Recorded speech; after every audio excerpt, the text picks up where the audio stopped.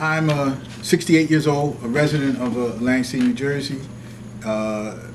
Went to Atlantic City Public Schools, graduated and went to Cheney University now, it was Cheney State College at the time, which is one of the oldest historically black institutions in the country, about 22 miles outside of Pennsylvania.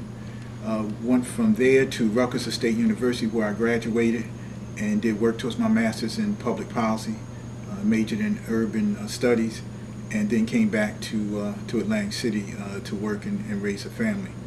I have two grown grandsons. One is the oldest, Emmanuel, we call him Manny. He is a graduate of Stockton College at that time, now Stockton University. My youngest, Emil, is a junior at Rutgers University in New Brunswick, where I graduated from. My wife of over 40 years is a municipal court administrator, and I have two sisters and one brother. And why did you decide to run for council this year? It really is a combination of several things. I thought that I could make a difference. I still do. I think that one of the things that we have to do in Atlantic City is have partnerships, bring people together, and have coalitions to move Atlantic City forward. Because we're in a diaphysical state, and we need a person who has that leadership ability. I think I do have that. The other thing that pressed me to run was the fact that I was concerned about the way the city was going, and I figured that rather than just sit and observe and look, I needed to be part of the solution. And one of the ways to do that, not the only way, because you can affect change outside of city government, one of the ways to do that is to be in city government. Stop and restart it. Okay. So can you talk about your past professional experience? We talked about this the first time, Okay. and obviously you have, I think your resume, you've put it out there already, but talk about your past professional and nonprofit experience, Okay. and how you think it's relevant to being on council in terms of what you've learned from those experiences and the what you've learned about Atlantic City and what you've learned personally and professionally. Okay. My nonprofit work, which I have a lot of, has been with the National Council of Christians and Jews. I was the executive director for several years, and in that area I worked to bring people together. The reason I think that's important, because Atlantic City now is a multi-cultural, multi-ethnic, multi-group city. We're really a mini United Nations, and you need to be able to work across all kinds of lines to make sure that people have move forward for common goals. I had a consulting business, Shabazz Associates, where I worked again with a lot of nonprofits, putting their plans together to have economic development, which is something that we need. I worked a lot with government. I was a consultant for a brief period with CRDA, working with when Jim Kennedy was executive director, something that we are doing now. We have a lot of state involvement. We have a lot of intercooperative governmental work that needs to be done. We need to be able to work with the county. We need to be able to work with the state. And I think that I have proven in the past that I can do that and want to do it in the future. Can you talk a little bit about Shabazz Associates and some of the campaigns that you've been involved in, or some of the efforts that you focused on there? Two that really stand out in Atlantic City, Shiloh Baptist Church and Community Center, which is on Atlantic Avenue, 700 block of Atlantic Avenue. That is one of the premier religious institutions in Atlantic City, and there's also a place, there's a lot of community activities. I was the lead facilitator consultant on that, working with the pastor, Bishop James Washington, and working with the engineer, the architect, and the government to make sure the project worked, to make sure deadlines were met, to be a facilitator between what the congregation, what the bishop and the congregation wanted, and the needs of the funding sources. Also, Allen Community Life Center, which is a offshoot of the AME Church, Richard Allen AME Church, historical church in Atlantic City, that Shiloh was. I was the lead consultant and facilitator there to pull that together, to make sure that the community center part, the church was already there, the community center part was a new venture. And I worked again with the governmental relations and also with the congregation. So, Okay. So when I wanted to ask you just about, you said mini United Nations Right. in Atlantic City. I know it's a complicated topic, but Yeah.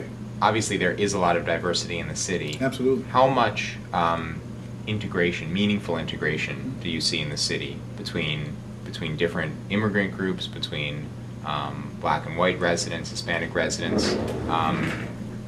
Is that an issue? Is that something that has to be focused on? Do you see a lot of integration? I don't want to Right. presuppose a certain answer. My I'm personal sorry. impressions, you understand a lot better than me Right. do. I see a lot of de facto segregation between people in that sections of the city, different people living in different sections of the city. I wonder if it's an injury, because a lot of people, the mayor says the same thing. He always talks about how diverse the city is, but I'm wondering what that amounts to tangibly in your mind. Well, I think it's a couple of truths in there. There's a truth that people live in their own silos, and they interact mostly with people in their own group. They go to religious services mostly in people of their own group, and they sometimes socialize mostly with people in their own group. That's one truth. But the other truth is that there's a tremendous exchange at the public school level when all the children come together. There are exchanges at other times when you have community issues that cut across lines that people are in silos. So What's an example of that? example of that is the recreational program. The concern that people had about that cut across lines because everybody uses the recreation. So parents came together to voice their concern.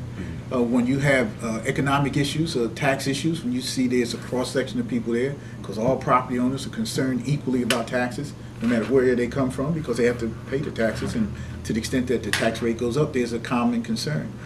There's not enough, probably, of those common concerns, and I think that's something that we need to focus on. One of the pivots when you talk about black and white and gulfs is public safety. And I've been very actively involved in that in the nonprofit area. The question of having better community relations with the police is a central question. It's a quality of life question for the residents, and it's a public perception question for visitors. To the extent that people feel that Atlantic City is not safe, then that retards them coming to here. So that's something that we have to work on, and that's something that I've been very active in. With the Coalition for a Safe Community and other issues, working to make sure that we increase the communication with the police, make sure we have a better attitude with the young people and the police, and to make sure that we can say that Atlantic City is really a safe city. Atlantic City is a place that people want to come to, and the residents are safe and have a better quality of life. That's important. In addition to the outside public, and I think that's an area that needs more work, and an area I want to work on. Can I ask you about public safety specifically, just because this is a topic that is obviously very big in the country right now. Right. I feel like you still do get different assessments depending on who you talk to in Atlantic City about community police relations and Absolutely. about the effectiveness of the police. A couple of the council candidates I talked to last week were emphasizing crime being too high in the city, although statistically, I mean, obviously it's a much safer city, I think, in a lot of ways than Camden or other cities in New Jersey. But can you just talk about how you assess, and then of course the police are emphasizing their own community outreach and what they say they're doing to try to improve relationships. How do you see the overall performance of the ACPD, and is there anything that needs to happen to change that you want to encourage or be part of? Well, one crime is too many. So if there's one mugging or one robbery or one break-in or one trespass, that's too many. So that's my statement on the level of crime. But I think realistically speaking, a lot of it has to do with perception too. If people perceive that things are safe, then that goes a long way to how they feel. And I think that under leadership of Chief White, the police department is making strides. Is everything perfect? No, everything is not perfect. But I think there's a roadmap to make things better. One of the ways that I see they're doing that is the chief is working in concert with Jim McClain, who is the prosecutor. And he is a prosecutor who is in basis, and we're going to do some more in the fall. So I think that's important. I think it's important to actually get among people and talk to them. And I think we had tremendous impact. The areas that we went in, people responded to see the chief prosecutor, chief law enforcement officer in the city of Atlantic City, in the county, actually walking and talking to people, giving his card and taking questions. Same thing with the chief of police. To see the chief of police, his deputies, and other people in the community on a consistent basis when they're not arresting somebody, which they have to do if people break the law, obviously, but coming and just talking, handing out candy, handing out fruit that we got from Massill's fruit, working with the children, playing basketball. All those things are the beginning of efforts to bring about a better level of communication. Is it going to solve everything? No, because you have a long history of negative reactions. If you look back even to the 60s and look at all of the urban disturbances and riots, most of them took place between the police and the community. And you look now in places across the country, there's tensions. So a lot of that is historical, a lot of it is systemic, a lot of that deals with the fact that the police are in areas where there's high antisocial activity, which puts them in more contact with people, which causes sometimes friction. So we're dealing with a lot of things that have been built up over a long period of time. But I think we're making significant progress. And I think that the actors who are at the decision level know that we have to do better with police. Not just here in Atlantic City, across the country. We can't have a society where people feel, a growing segment of people feel that the police don't work for them, that they are marginalized, that their lives don't matter, that their rights don't matter, and that they are treated in an unequal way. We can't have a functioning society like that. So we don't have a choice. We have to do better. And I think in Atlantic City we are committed to do better, to make sure that people understand that where we're going is that everyone will be treated equally in the law, whether you are in the Marina District or Margate, whether you are in Venice Park or Ventnor, whether you are in Brigantine or Uptown. You should have the same treatment, and you should view a police officer as a public servant, someone who's there to serve and protect. Do you think the ACPD is effective? I think they're very effective now. I think Chief White has led a great reform movement. I think what he has done has driven down the level of complaints. I think by being proactive and visible and letting that go down to the ranks, he's changing the culture. It's going to take a while. I mean, I wish it would happen. I wish we didn't even need to.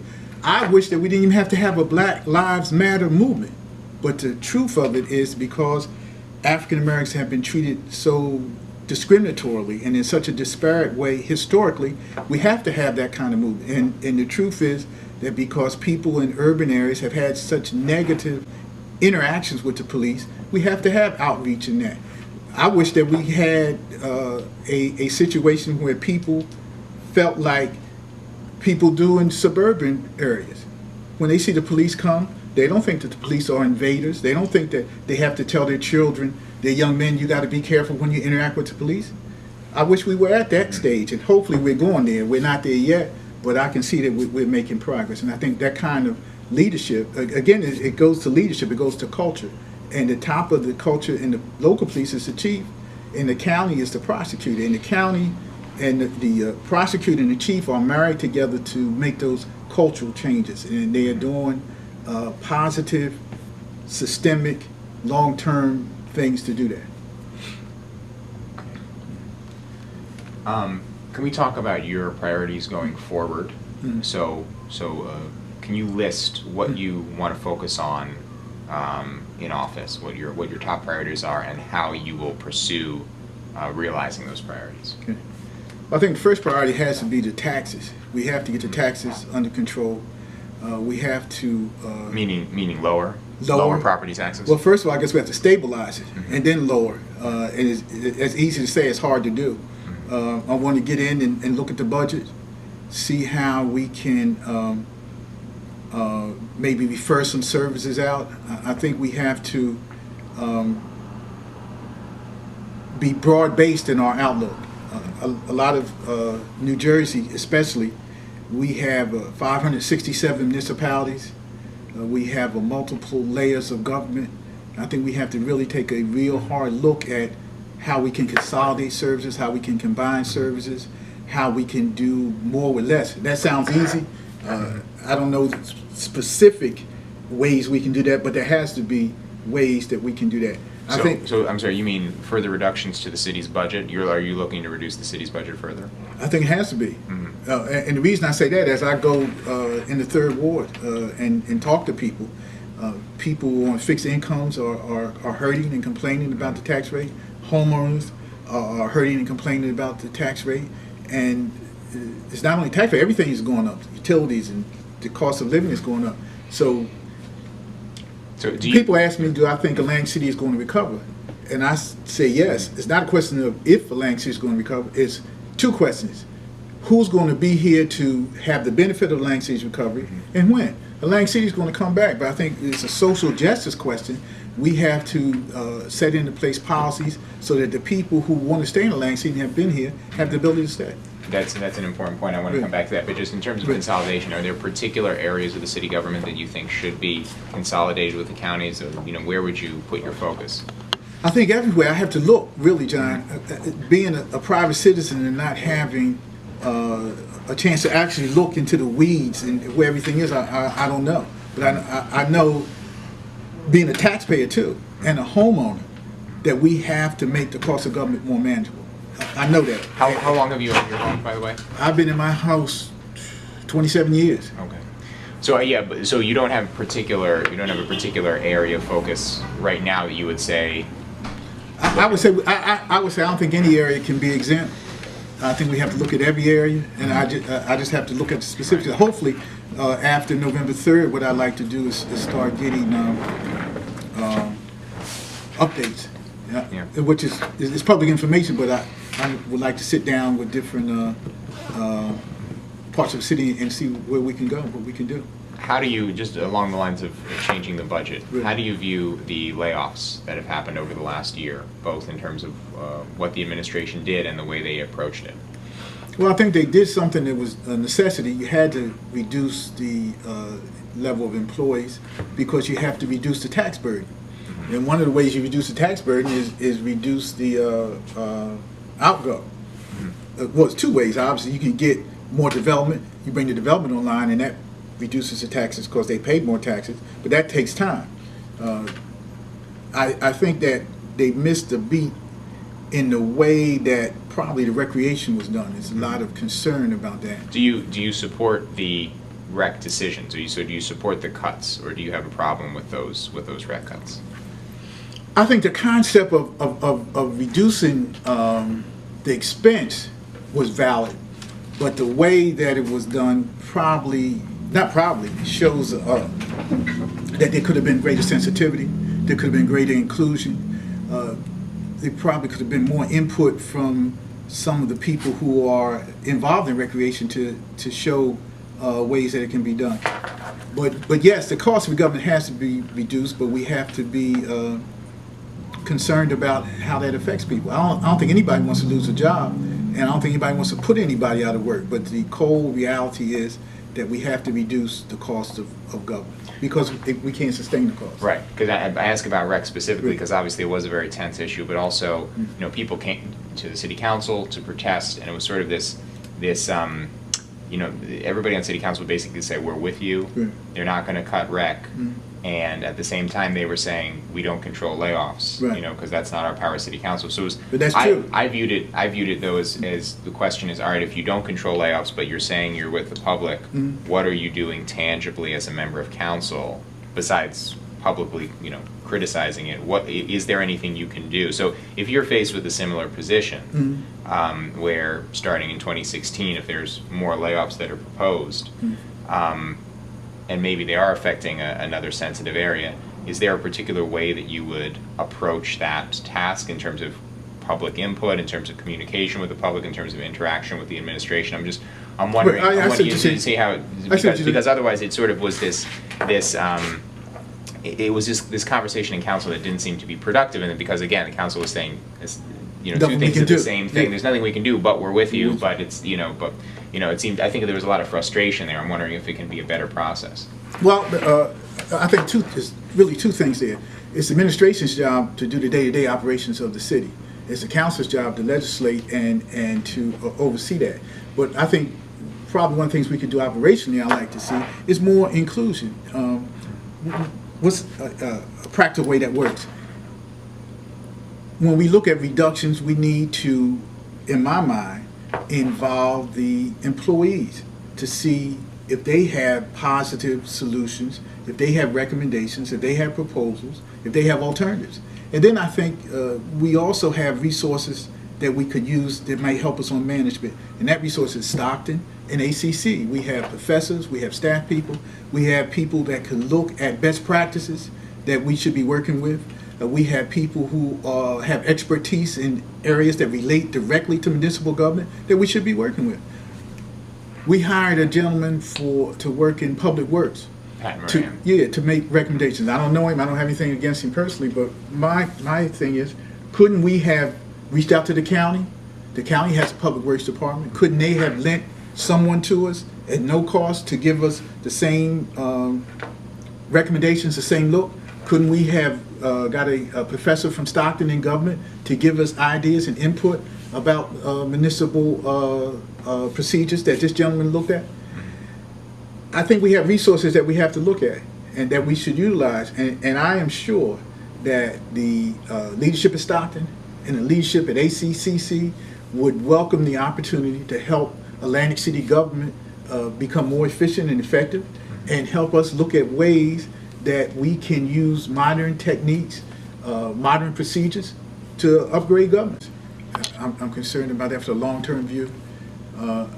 I want to do something with education. In the third ward, there's two schools. Right across the street, New York Avenue School. Up the street is Martin Luther King School. And I think that we need to put, from a community point of view, more focus on upgrading the schools, helping the educational professionals. What do you mean by that? I mean, when you say upgrade, what needs to be focused on? Because obviously the city doesn't control the school budget. We're talking partnerships again. Right. We're talking partnerships. So what do you mean? I think we need to try to bring in speakers, programs for STEM, which is science, technology, engineering, and math. That's where the new economy is going. That's where we have to help our youngsters work in conjunction with the school, show them that there's hope. And a lot of that is how people perceive things, how youngsters perceive things. And I think we have to show youngsters, especially in the areas of Atlantic City in stress, that there's hope, that they should stay in school, that they can do better, that even though the area is depressed now, I mean, youngsters, even if they're not reading the paper, they see the people out of work, somebody in their family's out of work, their uncle, their cousin, their brother, their grandfather, and we have to come up with ways and means to give them hope and to tell them that they need to do good in school, to be focused long term, not to give in to short term peer pressure, which happens to a lot of these kids. They figure they don't have a future, they don't have any thing to look forward to, so they do stuff that is counterproductive, and then that impacts them moving forward. So again, partnerships to bring Mentoring, more role models and mentoring into the role schools. models, Okay. partnership with religious-based, faith-based organizations and institutions, and working with the school. And I'm sure the school would welcome all the help they could get. Okay. And how about a third key priority for you? So taxes and budget, mentorship in schools. What's a third key priority? And you mentioned public safety as well, but our seniors too. And that's something as we canvass the seniors in the housing stock. In the third ward, there's a lot of houses that Superstorm Sandy people have walked away from. Also the foreclosures. And I don't have to tell you, Atlantic County has the highest foreclosure rate in the country. You can see it there every day. So this county, this is what I'm talking about with partnerships. The county is getting ready to go out for the RFP for a company to work with these zombie properties. zombie properties are properties that people leave and they're not cared for, and it brings down the. So that would be a focus, especially in the third ward. I want to work with the county on that. To do rehabilitation or to do demolition? Both. First to do a catalog. I'd like to have a catalog and work towards having it. That's one of the things I want to do, a meeting with city directors. Get a catalog of every house that is abandoned in the third ward, so we can track it. Does it need to be rehabbed? Does it need to be demolished? Can we get someone in to buy it? And I think we can do that on the ward. I know we can do that on a city basis, and I know we can do it in the ward because the ward is small. And that's one of the goals I want to do, to have that catalog so I can help track that. Cause that's one of the things that as we canvassed, we saw so many houses abandoned, empty, and that's no good for tax ratables. That's no good really for quality of life in the community, because if you have empty houses, abandoned houses, you have, as a public safety hazard. Right. So and you have to address that, and I think the only way you address it, some kind of systematic way. Oh, the demolition costs money, of course. I mean, the city says it's stepped up demolitions over past years, but obviously it does cost money to take down a house. Yeah, it costs money, but you can put a lien on the owners. That's what this zombie company does. Yeah. They track the owners, and they make sure that the place is upkept. Okay. But I think we have to take steps to increase how the community looks, and that's one of the ways. I wanted to ask you about a couple of specific issues. First, the Municipal Utilities Authority. That issue is not going to go away. It'll probably come back. If not this fall, it could definitely come back next year. If you were in office, you would have to vote on that. Right. How do you look at the MUA, and what do you think should happen to it going forward? That's a good question. I have to do a little more looking at the MUA. At this point, I think that the MUA seems to be doing a good job, and it probably should stay. It should stay as it is now, but I want to look at it and see what's the best option for the city of Atlantic City. I think one thing I was reading, this thing in the paper today about there had been meetings that city officials were not involved in. I think one of the protocols going forward I would press for is that any meeting that involves city resources or what's going to happen in the city officials need to be involved in at the beginning. I think that those articles are about just generally, Kevin Lavin and the emergency manager having a lot of high-level state meetings that council was not included in. So you would want to be at the table in those kinds of meetings. Is that what you're absolutely. saying? I think that should be a protocol that's baked into what the emergency manager and anybody does with Lang City. People should not be meeting with officials and representatives of entities and bodies about what's going to happen in Lang City, John, without Lang City elected officials being there. How do you? The administration says that it did. So Ken Moore, the city's accountant and the MUA's accountant, did his analysis. He said the MUA could generate $9 million a year more in revenue, including significant layoffs. The mayor then said in August, take the layoffs out of the question, you're left with $6 million in additional revenue. So I want the MUA to give us $6 million a year, and they can stay independent. And the mayor's argument is they've never been forced to maximize revenue, so they don't maximize revenue, and they could improve their efficiencies. And then the MUA came back, as you know, and they paid for their own study, which said that the city's work was not reliable. So, I mean, have you looked at those studies? Are you familiar with the analyses, and how do you want this conversation to go forward in terms of, what information is going to be given to the public? What is the role of council in discussing this? Because feel free to disagree. I don't see a lot of transparency in this overall conversation. I just sort of see like competing claims and competing studies. I mean, like the city study wasn't even released publicly. We got it at the paper, but it wasn't released publicly. So what do you want to? How do you want this issue to move forward? And how do you want the public to be informed about this issue? Well, I think more transparency is always better. More information is always better. More inclusion is always better. I haven't looked at all these reports. I want to see them going forward. I think we need to have council. One of the things the council probably needs to do is have hearings on these issues, public hearings where people make testimony, where a record is taken, where we ask pertinent questions, where we compile a record and then release it to the community. I think that's what needs to be done. So on an issue like that, you would want to do hearings and call in people and then produce... Call in people, put them on the record about that issue, have them question, have it compiled in a written record, and have that distributed and people and talk about that. I think that would be a better way than the way we went forward. One of the things that I hope to try to do, we have to have more trust. And the only way you have trust between the government and people who are governed is that you have communication. And you have open communication, and people feel that they might not hear what they want to hear, but they need to hear how people reach decisions and what information is given. And then people can form their own opinion. But if they don't have information, or if the media has to file suits and to get information, that's not a good policy, and I would be against that.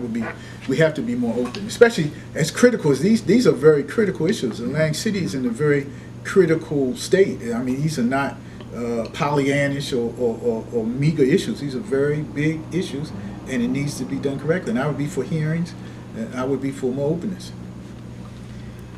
Just a couple more questions. Okay.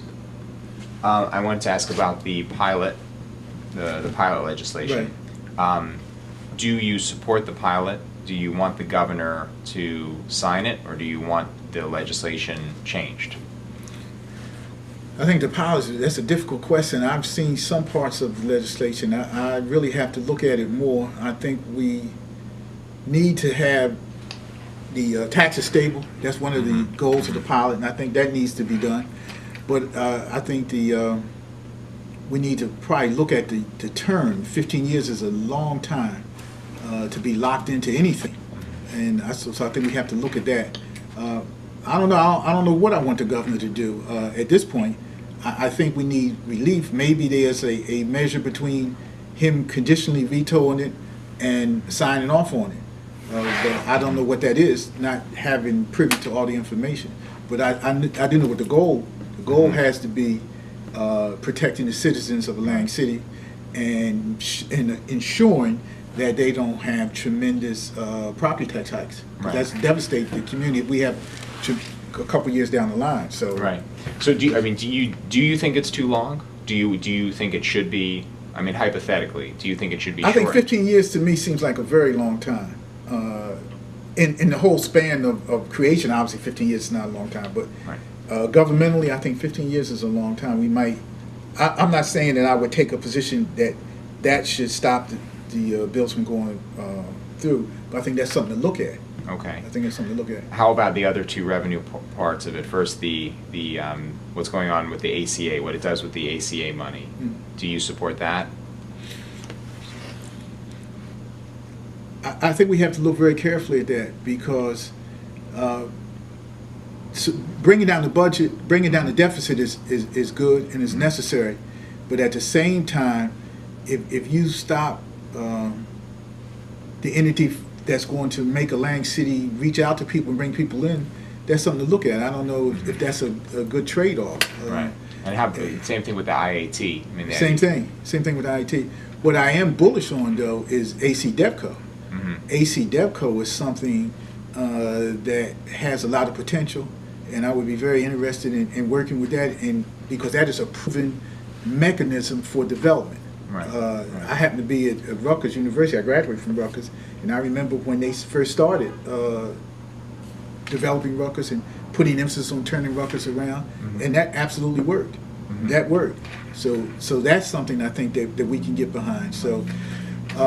Can I just bring it, because I've been giving everybody a hard time about the pilot. Right. I can't, so it's not just you. Well, because it's such a huge portion of the city's revenue, and obviously. I would be reluctant to take a formal position, because the election is November 3rd. I wouldn't take office to January 1st. So the council that is in effect now, really, whatever they can do, they are empowered to do that. I would just be a councilman-elect, so I wouldn't want to take a position that would impede what they have to do or impact what they have to do. I'm concerned, obviously, because I'm a citizen, I'm a taxpayer. Right. I'll be elected official, God willing, in January 1st, 2016. But I wouldn't want to place myself in a position that is going to be an obstacle to them. I would encourage them to do what's best for Atlantic City, and I'm sure that's their interest. I'm sure everybody's interest is the same. Do what's best for Atlantic City. The question is, how do we get there?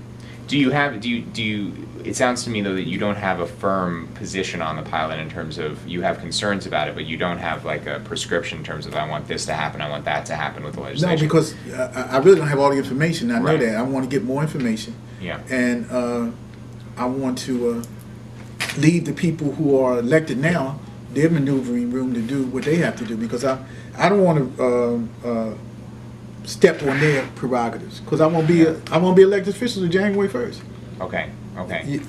November the 3rd, November the 4th, I'll be a councilman elect. But Right. that's from November the 4th to January the 1st is what, 60 days? Yeah. So Do you? I'm in limbo. I hate to. Sure. I shouldn't say limbo, Right. but not in a position to make a official statement. Do you? Again, I'm Not asking elected everybody this official. question, right? But Good do you question. think that's a problem? Because I mean, do you think you've done the necessary homework on these issues like the MUA and the pilot to have the informed opinion that you want to have? Oh, when I raise my hand on January 1st, I will be fully up to speed Okay. on all the issues relevant to Atlantic City. I'm getting information. I'm reaching out for information, and what I plan to do from November the 4th to January 1st is a intensive study period on all those issues. Because don't forget, as of now, I'm a candidate. As of November the 4th, I'll be councilman-elect. So for that period to January 1st, I'm moving to be an elected official. So I plan to be fully prepared. Okay. I just had just That's a a good couple question. more, That's all right. Go ahead. couple more quick ones. This is an interesting corner that we're on. Right. I wanted to ask you. Just checking. Go See ahead, my no. wife left No me problem. any instructions. Okay. Go ahead. Go ahead. If we step outside, Right. we don't have to physically step outside, Right. but just looking at this corner, I just Right. wanted to ask you to reflect on this, because we see New York Avenue School, which is a Right. very nice school. Right.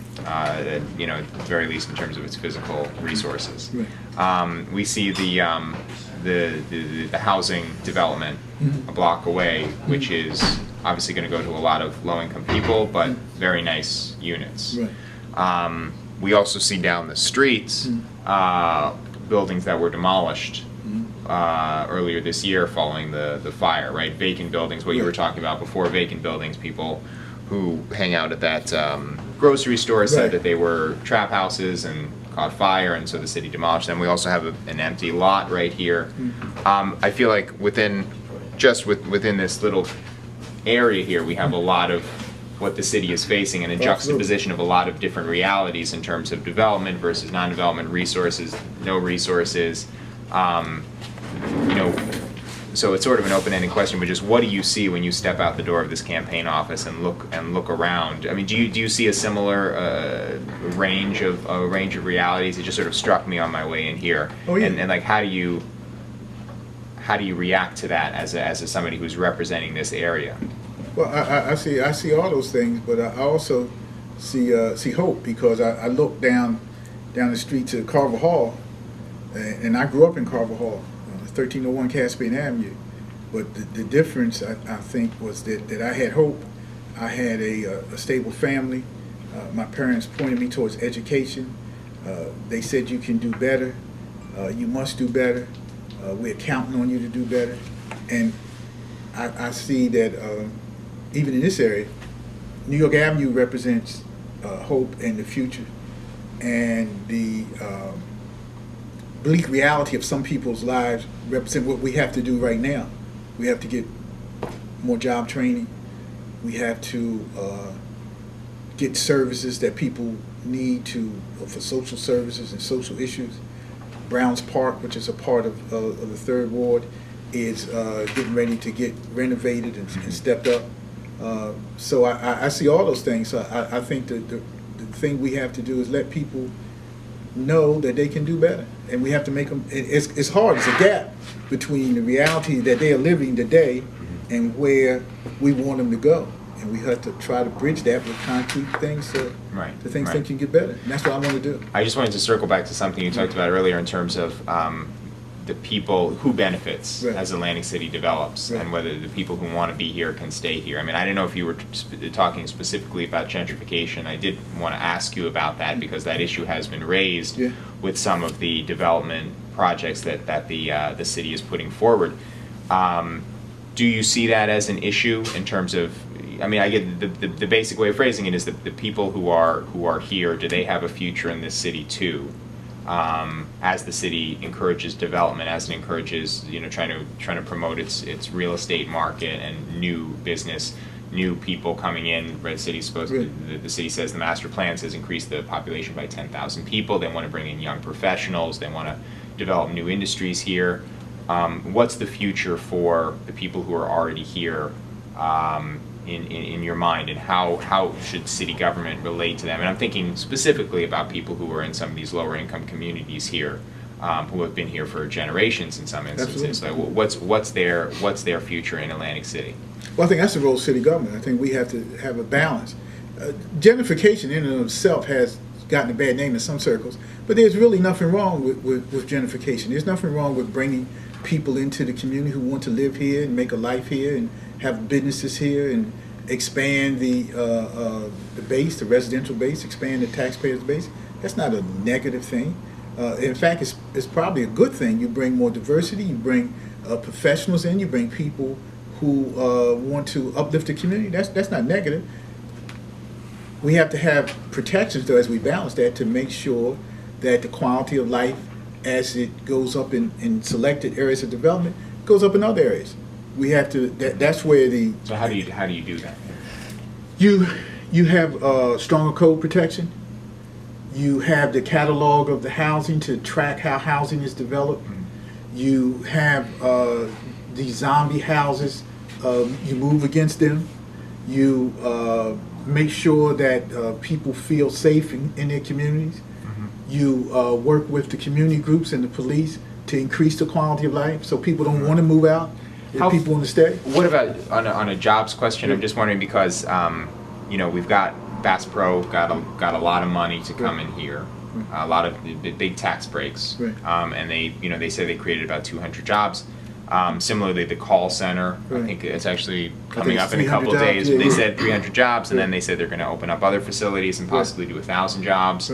I believe they're doing a grand opening of the Claridge facility in a couple of days. But I think the question is, what kind of jobs are those? Are they paying people wages that they can build a family on, build a life on? I'm just wondering the economic component in this in terms of keeping people here and keeping people at a high quality of life. So how do you relate to development in terms of when a developer does want to come in as the city promotes itself?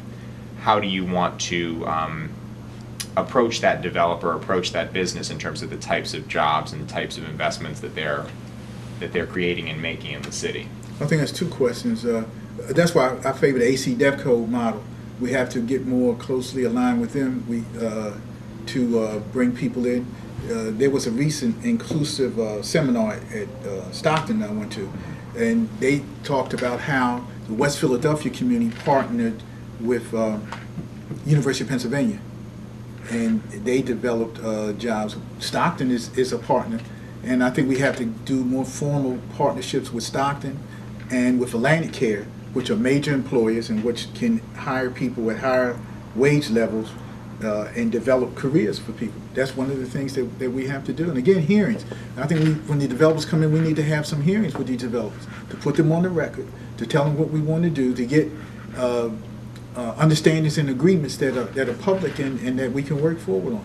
But there's no magic to it. But I think Stockton, Atlantic Care, we have to have partnerships where we have local people have jobs. John Hopkins just did a thing that's called John Hopkins Local in Baltimore, and they're committing to like $180 million or something like that to hire Baltimore residents. We need to develop the same kind of program in Atlantic City with major hires, major people who can hire numbers of people at livable wages. Because a lot of these jobs are not livable wages. They're jobs, there's nothing wrong with it, but we have to increase that so people can have a good quality of life. Let me just ask you one more question, and then we can do a closing statement. I go to the city council meetings I feel like I have seen you at some city council meetings, but I haven't seen you at that many city council meetings in the last year. Do you, is there a reason you don't regularly attend city council meetings? Maybe I'm wrong there if you disagree. I'm just wondering how often you do go to council, and whether you think you understand the dynamics of what goes on in that room and the way council interacts with community members as well as you need to have that be a productive relationship if you were, you know, to take office. Well, that's...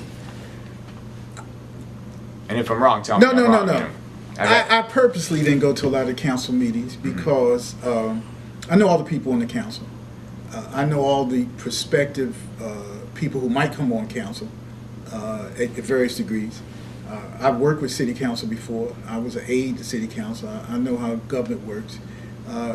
I didn't want to be a presence at city council because I am going to be on there, and I didn't want to micromanage what city council's doing, to be a part of the narrative of what city council's doing. I didn't think that was a productive role. I didn't think, and I don't think that the residents of the Third Ward wanted me to council. And I know the members in the administration, and I know how government works, and I know how the problems in the city of Atlantic City. So I don't have to be at every meeting. When I'm elected, I will be a regular participating member of council, but I don't think I need to be there now at every meeting. Can I just ask you to provide a just a closing statement, anything that you would provide to summarize your desire to run and what kind of changes you want to bring to the Third Ward and the city? Just like a closing statement at a debate. I understand. I think my desire to be a Third Ward Council representative was to make things better. If I can help bring partnerships and coalitions together to work for the progress of the Third Ward in the city of Atlantic City, that's one thing I want to do. If I can help youngsters in the Third Ward and across the city feel that they have a future in the city and that they should strive to do and be the best they can be, I will have accomplished a purpose. If I can make sure that our seniors in the curtain closing days of their life have a better quality of life, if I can help with public safety, I'm concerned about that. I think that's an issue that needs to be spoken to, and I want to be involved in. If I can work on economic development, which is something that I think, again, I mentioned DevCo, that's something that Atlantic City can do, must do, and I have some experience in that. I want to lend that to that. I think I can look back on my tenure and say it's been successful if I can do those kind of things, and that's what I'm committed to do. To all the resources that I have, all the ability that I have to work in an honest and forward-looking way to be a good representative. Okay, terrific. Thank you so much for your time. Thank you, John. I really appreciate it.